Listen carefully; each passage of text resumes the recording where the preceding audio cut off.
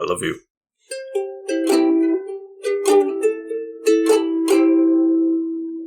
Hey, welcome back to the Couch Potatoes. I am the Green Traveler from Gorsh. And I am the Faceless Leo and am distracted. That's why I started into a song. I was initially just going to be like, hey, welcome back. But then I watched you get distracted.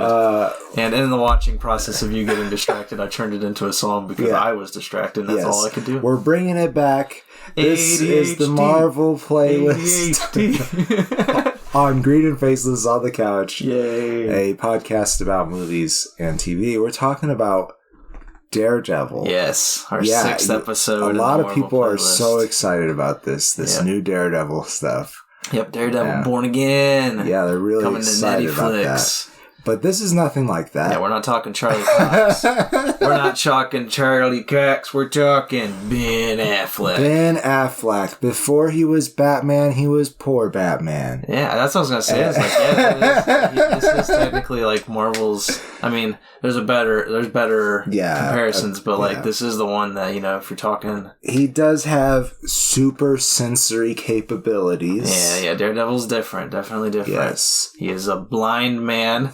In the movie we're talking today, the 2003 Ben Affleck film, he was hit. He was running across across like a construction site or something. Yeah, running away from his father's death. No, his dad, because his dad was beating somebody up. Oh yeah, I saw his dad being a bad boy. Yeah, his dad was a famous boxer. Yeah, washed up though. What was his name? It doesn't have his name. Murdoch.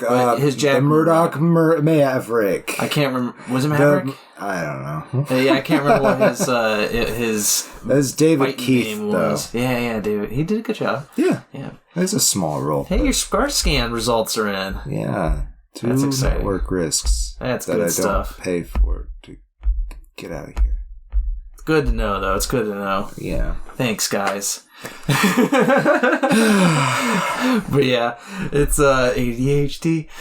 His dad was a boxer. His dad took money to throw matches. He wasn't a good, great guy, but and his son, the last thing his son truly saw, was him, about to beat somebody up for cash. Yeah. Because that guy owed somebody else money, and Jack Murdoch was working for somebody. Yeah, he was the fist for somebody. Yeah. See what I did there? Oh, I see. The hand, the fist. That's whatever. Oh, okay. Iron Fist. Anyways. But no, that's what Matt Murdock sees. He's running away, and there's this forklift coming his way. And the forklift turns real fast when a kid runs out in front of it and cuts into some toxic waste barrels that they're just carrying around. This is your job that you do in the public of New York for some reason. For something, yeah.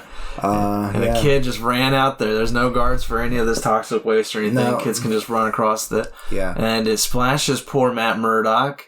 Not played by Ben Affleck here yet, but by somebody else who is young. That's right.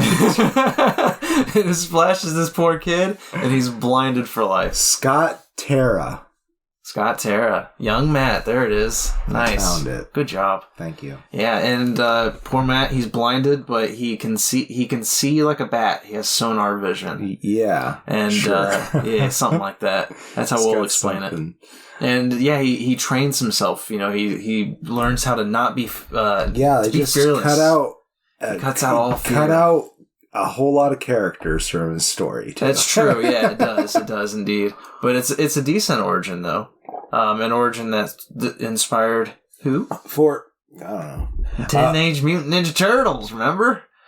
That's all they are. They're toxic goo that got spewed into a sewer. Sure, yes. They took a lot from Daredevil. Daredevil was like huge inspiration I see. I can see that. Yeah. And I think that there is like an official tying them into the Marvel universe. I know they crossed over to Batman a couple times. Yeah. Back in the free days when there was not just recently there was a Batman Teenage Mutant Ninja crossover. I think there? They're still in this like weird limbo. limbo, but I think Marvel technically like through subsidiaries. I guess Disney owns the rights. But I'm not sure. I don't remember how it works. But like I'm pretty sure they are part of that universe. On Nickelodeon, but I don't fucking know. Yeah, I'm pretty sure they are of that Marvel universe. But yeah, just the Batman Teenage Mutant Ninja Turtle crossover. It's beautiful stuff. It's really good shit. The artwork is amazing. That guy appears on Half in a Bag sometimes, and he's just a beautiful soul. So I think it would work if we had a Marvel Teenage Mutant Ninja Turtles movie. I think that would be fun. That would, yeah, it'd be nice. And I think that might be where they're going. No, Seth Rogen's making the animated movie.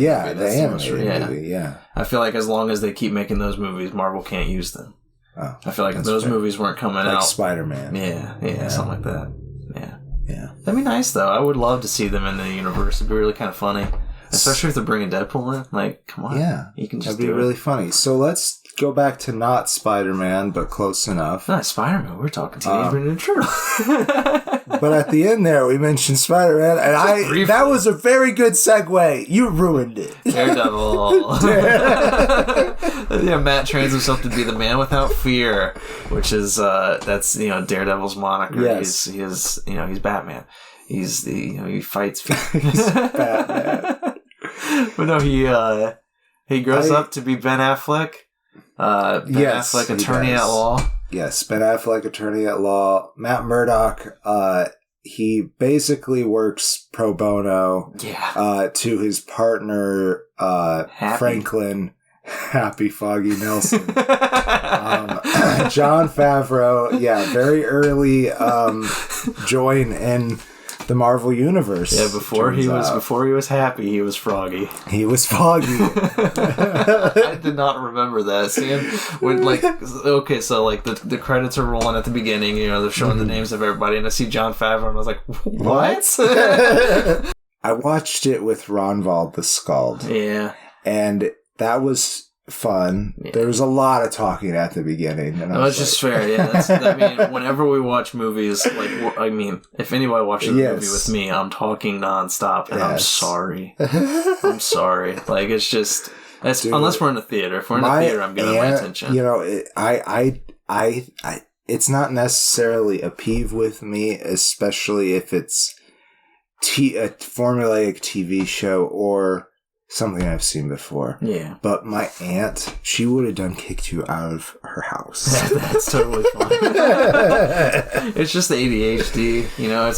It's me in my head, and I'm like, I need to talk now. There's too much silence besides. I just thought of something. Yes. I need to get I just thought of something and need to get it out there. I have that a lot too. Yeah. And it's harder when there's more than 3 people in the room because I'm not fast enough. Yeah, and normally when I'm watching something with people, I've seen it before, and so I got stupid factoids that you don't need to know about at all, but I want to talk about them so that people think I'm smart. Yeah, that's what I do. Speaking of which, this movie was bounced around a lot in regards to its rights, just like this conversation. Yep, exactly. ADHD. But no, I had Rocky pre-production. It was bounced back and forth. Chris Columbus of the first two Harry Potter films was initially attached. Yeah, he was trying to. Yeah, Home Alone. That's right. He was trying to make this film for a while. Couldn't do it because people didn't want to give it money, and they didn't want to give it money because in the late '90s, Marvel almost went broke. They were belly up. They were floundering. Thankfully, Spider-Man movie happened. Things were happening. People were like, oh, these superhero films, they could be a thing. Let's try to give it some money. And one of the biggest... A whole new world, baby. One of the biggest comics was Daredevil. Frank Miller did the Born Again comic, took it off. And then recently, I think around the time of this, I don't remember the dates, but somewhere along the line, Brian Michael Bendis did Daredevil. And again, sales boom.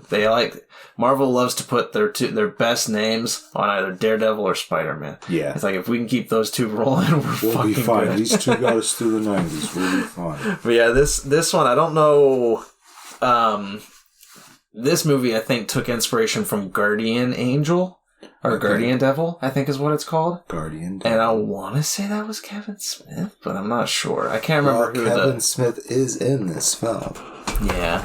And when he came in, I was like, oh, look, it's Kevin Smith. I wouldn't take my word for that one. That one's coming out of my ass. I just know it's based off of the Guardian Devil storyline, specifically that opening. I think the opening shot. We start in medias res with an old Ben Affleck Daredevil on top of on a cross on top of a church, and there's lightning behind him. It's very Frank Miller Dark Knight Rises shot, but it's from the Guardian Angel comic book, and they just took that and put it right into this. They're just like, we're taking this shot and we're opening with it. And it is a good shot. And then Daredevil ropes down into the church, hurts himself. You can see that he's beaten up and bloodied. Yeah. And the priest comes in, is like, Matt, what the fuck happened? And that's when Matt tells his story, which we've already told, the origin. Yeah. But you do flashback. Yeah. So Kevin Smith, as I said, is in this, and his character's name was Jack Kirby. Nice. Yeah, that's pretty good. Great. Good Easter egg that we didn't notice while watching the movie. Yeah. But no, it's from there. From once we get the flashback of the origin story, and we cut to Ben and Matt and Froggy and Foggy happy Jesus Foggy happy Froggy. God, he's so green. I keep forgetting his name is Foggy, and all I'm trying to do is like not say happy. Yeah. And so in the process of saying happy, I say Froggy, I guess. But no, yeah, him and Foggy, damn it, him and Foggy have their own business, and as you mentioned, they do it pro bono. They're trying to help innocent people because one of Matt Murdock's new senses is really pristine hearing. Yes. He can hear heartbeats, and so he knows pretty much when people are lying to him. He's a human lie detector. And, yes, because he hears their heartbeat. Yeah, he uses that too in the courtroom. He'll listen to witnesses giving the stand, and one of the opening people we see is he lies about hurting a woman, raping a prostitute, I believe. Yeah, well, someone. But anyhow, that is how Matt targets his victims for his line of serial murders. He just beats him up real bad. No! He threw the guy on the tracks where he broke his back and then got trisected by a train. But Matt didn't kill him. Matt led him to his death. There. And it wasn't the first time. No, it wasn't. Yeah, people know about Daredevil through word of mouth. He is like this myth of Hell's Kitchen. Yes. There's people who like have they'll post them in the newspaper, and it's like a literal devil. People people are like, I think he's a like half devil, half man kind of thing. Yeah, this is mostly perpetuated by Ben Urich, who works for like a national inquisitor type. I believe they called it the Daily Bugle. I do think they actually called it. He said the Daily Bugle. I'm not sure. I believe, but I mean that's where he usually works in the comics. But I feel like just in passing, I think there's like one shot of like Daily Bugle thing. Oh, maybe. But anyways, that's played by Joe Pantoliano from The Matrix. Yeah, and it is a weird role. Ron Vald kept on saying, why is he just like always just sleazy? Well, to be fair, so is Matt. Matt is pretty sleazy too. A little bit. Like, because it's a common. I think it's pretty much a stereotype of blind people that they like the hottest of women, or they want to like in movies anyway. Yeah, because it's like I feel like with when we watched Ray recently, and now this where Ben. Or Matt will be talking to Foggy, and he'll immediately stop in his sentence. Matt will stop in his sentence and be like, "There's one coming," and Foggy's like, "Oh, what's going on? Where is she?" It is the most misogynistic scene I've seen in a while, but it was also hilarious. It was pretty funny, but a beautiful woman by the name of Electra Nachos, Jennifer Garner, Ben Affleck's first wife. Yeah. Anyways, I think this is where they first met. I'm not sure. Well, not first met, but they worked on another film together. I can't remember what that one was, but I think it was either this movie or that one that was their first time working together. I can't keep up with this drama. I know, yeah. Poor Ben Affleck. I'm sorry, man. But yeah, this is where, Electra Nachos would get introduced, and Foggy has to describe to Matt, that she's ugly. Not at all worth his time. Yeah. He's trying very hard. That reminded me also, like, they were at a cafe or a diner, and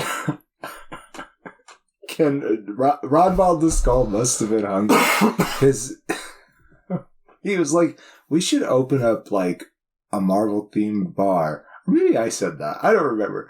But either way, we said that we would serve Electra Nachos. They even make that joke in this movie. Do they? Yeah, there's a moment where Matt and Foggy are talking, and Matt tells Foggy what her name is. Yeah. Foggy's like, "What's your name?" He's like, "Electra Nachos." Oh, she sounds like a serving course at a some Mexican restaurant or something like. I can't remember what he said, but it's ridiculous, and her name is ridiculous. Like, I'm pretty sure it's Nachios though. Yeah, but I mean, come on, Electra Nachos is pretty funny. But I mean, I know there's a different fluctuation on it, but at the same time, it's just like, who fucking named her? That's the dumbest name. Yeah, they didn't say it out loud when they were writing. No, I know why they called her Electra. Electra's great. Electra, that's a good name. Yeah, it's a good Greek name, but it's also in that Greek tragedy, she's avenging her father. Gotcha. And Nicholas Nachios, played by Eric Avari, who I didn't know was in there. Yeah, he's I always like seeing him. But anyways, he dies. He's killed by through the Kingpin's act. Yes. We have the Kingpin in this, Michael Clark Duncan. Yeah, a very good Kingpin. I do like his Kingpin, but you can't beat Vincent D'Onofrio. No, Vincent D'Onofrio is amazing. He is the Kingpin. Yes, for sure. And we miss Michael Clark Duncan. That's for damn sure. That is true. So he hires Bullseye. Another name I did not know was in this. That I completely forgot. Colin Farrell, in probably the strangest role I've ever seen him in. He's been in so many fucking roles. Yeah, it's really weird, but he is good in it. He is good. I do like this Bullseye. It might be. He might be playing in a different movie, though. Yeah. He definitely is. Like, honestly, his scenes are weird, too, because there's, when they first mention him, I think it's, like, in a meeting with the Kingpin and his secretary guy. I forget. I don't see him on here. Wesley, yeah. Played by Leland Orser. Yeah, he's talking with Wesley, and Wesley's like, "Do you want me to hire Bullseye?" And then they cut to Bullseye at a bar, and he's got a beanie on and everything, and he's throwing darts while drinking, chugging a beer. And the guy's like, "You cheated!" And then he throws a dart and 15 more darts and kills the guy in the middle of a bar, and he pulls his beanie off. He does it with a paperclip. That's right. Yeah, he does with a bunch of paper clips. Yeah, and he just kills this guy straight up, and everybody's looking at him like, "Oh my god!" And not a single person's doing anything or dialing 911. And then he removes his beanie. He's got a bullseye scar, like Marilyn Manson. Yeah, it's ridiculous. And I do not think that is it. How Bullseye is portrayed in the comics. I think some. Maybe, but I'm pretty sure it's just the costume that has the target on it. That's another weird thing that I'll get to right after this. But it's at the very end of that scene, they cut right back to the conversation with Kingpin and Wesley, and it's just it's so weird. The editing around Colin Farrell's scenes are weird. He's cut into moments. I have at one time seen the director's cut of this, and it is better. And I do know that fans were pretty pissed about this movie, actually. That's fair. I mean, I remember hating it as a kid, but coming back to it, I was honestly just it's not that bad. I don't think I ever actually hated it, but it's not great. It's not great, no. But it's also more fun than I was expecting it to be. Yeah. But another weird thing about Bullseye, speaking of the costume, is there's a moment where when he meets Kingpin, he says, I want a costume. Yeah. Never gets a costume. He never gets a costume. Yeah. I was like, why was this left in? It would have been really funny if when they finally fight the Kingpin at the end of the movie, if it was just like hanging up in the back. Yeah. It's like, I was gonna get it. He died. Or whatever happened to him. I forget. Yeah. I think he just gets arrested. I'm not sure. Yeah. Okay, here we are at near the end of our episode. I'm going to spoil the entirety of this movie for you because it's something that really bothers me. That's fair. At the end. The end bothers me too. Yes, at the end. Similar botherings. At the end, Matt Murdock has a chance to kill Wilson Fisk, the guy who killed his dad. The whole reason that he's pretty much doing this. Yeah. And he doesn't. However, up to this point, he has literally killed every single other person, including Bullseye. And Bullseye, like, you could argue that was maybe more self-defense.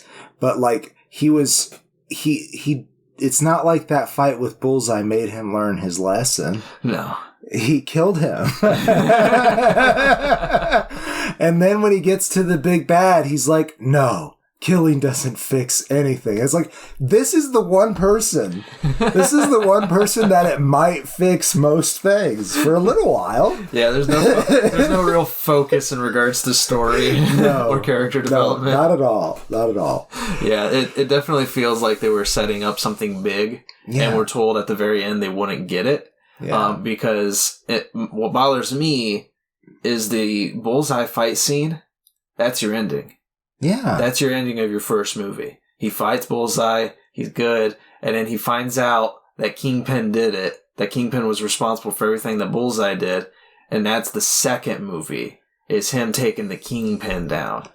But it feels like they found out, like, near the end, it's like, oh, by the way, you guys are not getting a sequel. Get one movie. Yeah, we are not coming back to this. And they were just like, oh, fuck, okay, we'll end it then with, we'll figure out what to do with Kingpin. I don't know if that's at all what happened, but that's how it feels to me. That's how it feels. That is your speculation. I hate the ending to this because they didn't build up with Kingpin at all. Like, no. I mean, he's in it. Yeah, there's some pretty interesting scenes with him, but yeah.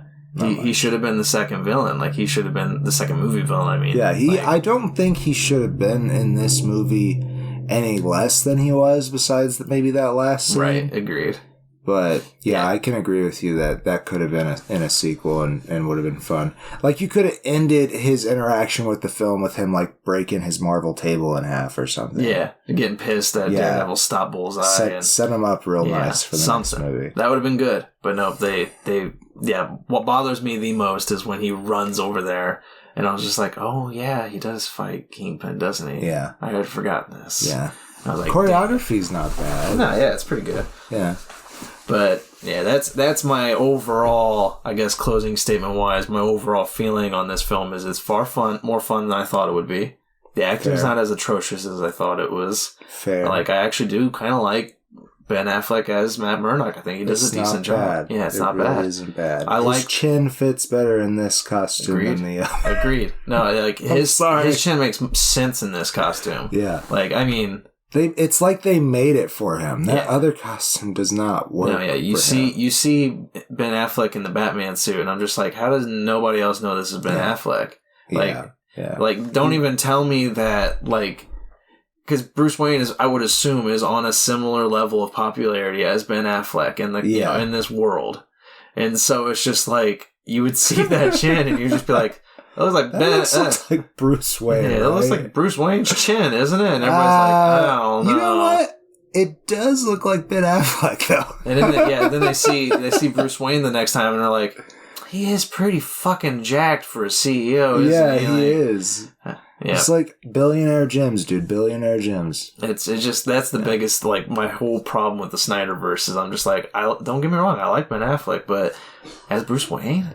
Like, I don't know. He works. He does do a decent job, but I'm just like, I see that. I'm just like, how does nobody know? Pretty good as Bruce Wayne. Yeah, Bruce Wayne's good, and even what he's trying to do as Batman is fine. It's fine, yeah. Like he he does the job. It's just the look isn't quite there. Yeah, the look just is so goofy because you see it. It's just immediately. It's Ben Affleck. It was the same thing with George Clooney. But here in Daredevil, it's not too bad. It's really good. And the CGI actually is not bad. Yeah, it stands up. So I give it 3 stars. CGI. I give it 3 stars. It's fun film, but it's not all there. Yeah. They were far-reaching. I think that there was characters that they didn't quite get developed enough, including, honestly, Elektra, even though she does have some great stuff in this. She'll get her spin-off. She does get her spin-off movie here soon. However, I don't know. The television show just tells that story so much better. That's fair, yeah. But still, it's still a watchable movie if you wanted to go through all the Marvel movies like we are. It's one of the ones that I felt have been worthwhile so far. Yeah.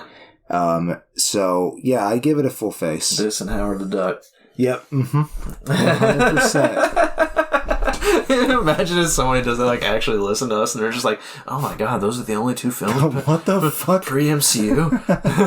These guys are stupid. X-Men was boss, man.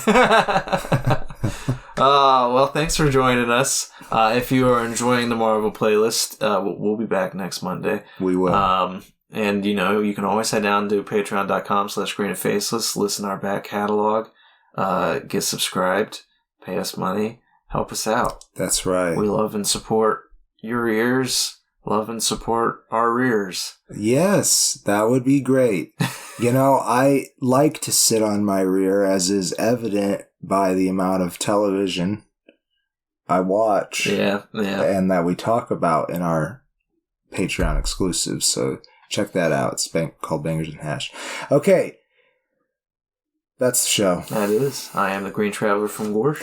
And I am the Faceless Leon, the stretchiest experiment on Earth.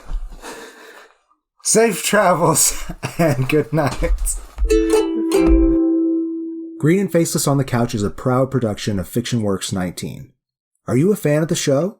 Feel free to contact us at greenandfacelessfans@gmail.com or visit our Patreon page at patreon.com/greenandfaceless. Don't forget to comment, like, and subscribe, or rate us on Apple Podcasts. Thank you so much for listening.